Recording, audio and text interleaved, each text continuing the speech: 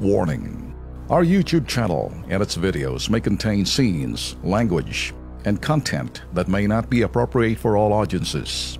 These videos include surveillance footage, undercover pursuit of suspects, actual police and rescue operations, and fearless confrontations.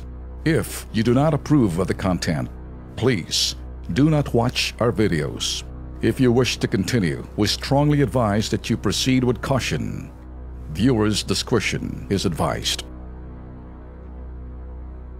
Eto naman Lex, kakengko yan naman, naispatan ng KPT ang kalokohan ng isang lalaking ginawang kwarto ang jeep. Kalain mo ba'y doon natutulog ng mahimbing? Eto, panoorin natin.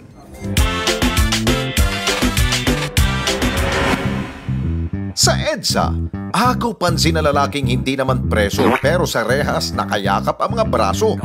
Pero look closer dahil ang kolokoy himbing na himbing pala sa pagtulog. Dead man na siya kahit ang jeep na kanyang sinasakyan, panay lang ang andar. Hoy, hoy, hoy, Mamang Kengkoy! Galingan mo ang pagkapit sa rehas na bakal, kolokoy!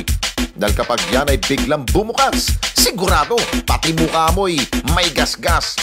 Gising na, Kengkoy!